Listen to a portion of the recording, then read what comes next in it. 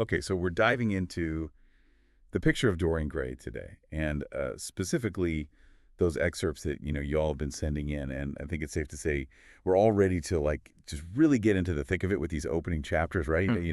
We're encountering all these mysteries surrounding Dorian Gray, and Wilde's take on society is just so sharp and so witty. It really is, and right away I'm just struck by how much Basil does not want to introduce Dorian to Lord Henry. Yeah.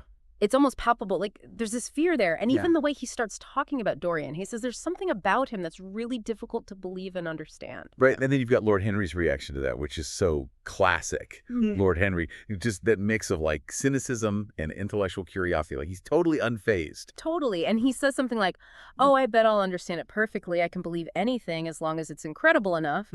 Exactly, and that just tells you so much about him right from the start. He's drawn to the unusual, maybe even to what other people would find, kind of morally questionable, and the ordinary just doesn't do it for him. It really doesn't, and it makes you wonder what Basil sees in Dorian that makes him so protective. Right, like what is it that he's picking up on that we're not quite seeing yet? And I think that's one of the brilliant things Wilde does here in setting up this dynamic between Basil and Lord Henry, because they have these fundamentally different views of Dorian. Totally. Basil's almost reverent, like Dorian's this delicate, precious muse who needs to be shielded from the world, and especially from someone like Lord Henry. Yeah, it's like he sees Lord Henry as this corrupting influence. Exactly. And then Lord Henry sees Dorian as this fascinating puzzle to be figured out. And maybe even manipulated, right? Oh, absolutely. And that tension really comes to a head later in the garden scene, remember? Where Basil says to Lord Henry, "Remember what I asked you." Oh, yeah, and then he says, "I trust you," which is just so Yes. heartbreaking when you think about what happens later. It really is, because Basil is putting so much faith in Lord Henry, but then Lord Henry's response is just so chilling. It is. He basically says, "I wish I could trust myself," which is like admitting that he can't be trusted. Exactly. And I think that moment really gets to the heart of one of the big themes of the book. Which is, The idea that beauty can be inspiring, but it can also be dangerous. It can be a target for corruption. and when that door closes behind Dorian and Lord Henry, you can just feel Basil's pain. Oh, totally. It's like he knows in that moment that things have changed irrevocably and not for the better. Definitely a turning point. So then we get this shift in the story with Lord Henry going to visit his uncle, Lord Fermor. And Lord Fermor, oh my goodness, what a character. He is something else, isn't he? He's this perfect example of the English aristocracy at the time. Totally, Wilde gives us this incredibly sharp and funny look at their whole world Yeah. through Lord Fermor. Exactly. He's this self-proclaimed selfish bachelor who's considered generous simply because he amuses people. Which is hilarious when you think about it. And Yeah. he's a former ambassador who's basically dedicated his life to doing nothing. Right. Wilde calls it the great aristocratic art of doing absolutely nothing. Perfect. And even his politics are contradictory. Like, he's a Tory who only criticizes Tories who are in power. And then there's that detail about his valet bullying him. I know, right? It's like, even within this rigid social structure, there's this weird power dynamic going on. There definitely is. And it's in this seemingly casual conversation that we start to get some really important information about Dorian. Yeah, like his background and his family. Right. Lord Henry very casually brings up Dorian's finances and his parents, and we find out he's not even of age yet. He's inherited this huge estate called Selby. And then Lord Fermor chimes in with some details about Dorian's mother. Margaret Devereux, who he says was incredibly beautiful, but he could never really figure her out. Especially her marriage, which seems like it was a huge scandal. A total mad passion is how Lord Henry describes it later. So we've got this history of intense romance and tragedy that comes before Dorian even enters the picture. Right, and I think it definitely sets the stage for what's to come. And then you've got Lord Fermor's views on marriage, which are, well, let's just say interesting. They definitely reveal a lot about the prejudices of the time, especially towards American women. Oh my goodness. His comments about American women not being able to last in a marriage and his assumptions about their families are just jaw-dropping. Yeah, it's pretty shocking, but it's important to remember that these views were common back then. Definitely. And it gives us a sense of what Dorian might be up against. And then Lord Henry's response is so classic. He's like, oh yeah, English women are great at hiding their past indiscretions too. Which is such a brilliant comeback. It's like he's acknowledging their hypocrisy of it all. Exactly. And he's also subtly mocking his uncle's views. And even Lord Fermor's complaining about his sister Agatha asking for charity donations is telling. It really shows how detached the aristocracy was from any real social problems. Totally. He calls them silly fads.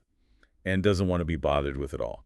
So this whole conversation with Lord Fermor serves a few purposes. Hmm. It gives us some background on Dorian. It shows us more of Lord Henry's character. And it gives us a real sense of the social world they're living in. Exactly. And then we move on to Lady Agatha's luncheon, which is just this whirlwind of characters and social commentary. And of course, Lord Henry's late, which is no surprise. But his excuse is so perfectly him, like he just throws out this elaborate story and everyone just accepts it. Because he's charming, right? Exactly. And then we get our first glimpse of Dorian in a social setting. And he's described as being so shy and blushing when everyone looks at him. It's like he's aware of his own beauty and how it affects people. And then there are all these other guests who are like these little satirical sketches. Oh my goodness, the Duchess of Harley, Sir Thomas Burton, Mr. Erskine, Mrs. Vandeleur, Lord Faudel. It's like Wilde is giving us a whole cross-section of society. And they're all so ridiculous in their own ways. Yeah. The Duchess with her American dry goods question and Lord Henry's response about American novels. That was perfect. And Sir Thomas Burton saying how absolutely reasonable Americans are. And Lord Henry saying brute reason is quite unbearable. It's that classic conflict between pragmatism and aestheticism that runs through the whole book. And then Lady Henry shows up. Oh, Lady Henry, she's a whole other level of chaos. She's obsessed with Dorian and constantly in love with someone. It's also superficial, and Wilde uses her to really poke fun at the obsession with appearances in Victorian society. And then we get these little glimpses into Dorian's thoughts as he's watching everything unfold. He's so impressionable, and he seems to be hanging on Lord Henry's every word. Which is kind of worrying when you think about it. And there's that detail about him getting distracted by the bee on the lilac spray. I love that detail. Yeah. It's like he focuses on these little things when he's feeling overwhelmed by his emotions. It's such an insightful observation about human nature, and it shows how Dorian tries to cope with difficult feelings. And then there's that description of him as being premature and gathering his harvest while it's still spring. It's like he's experiencing everything so intensely, but he's also becoming really self-conscious. And then the comparison to figures in a pageant whose sorrows are beautiful. It's like even his suffering is being viewed through this aesthetic lens. And then we get Lord Henry looking at Dorian and wondering how it will all end. It's such a foreshadowing moment. Like, we know it's not going to end well. And then, bam, the telegram arrives announcing Dorian's engagement to Sybil Vane. That's a huge turning point. It brings in this whole new element of romance and potential conflict. And Sybil's world is so different from Dorian's. She's from this working class family, and she's so happy about the engagement, she compares herself to a caged bird being set free. But her mother's much more practical. She's worried about money and about Sybil leaving the stage. And then there's James, Sybil's brother. Oh, James, he is immediately suspicious of Dorian. He doesn't trust him at all. He thinks he's just a gentleman playing with Sybil's affections. And he's so determined to protect his family. He wants to make enough money to support them. He's really the voice of reason in this whole situation. And then you've got Sybil, who is completely head over heels for Dorian. She calls him a prince. She's totally idealized him. She doesn't see him realistically at all. And James wants her to be careful, but she doesn't listen. And then there's that whole thing about their mother's past.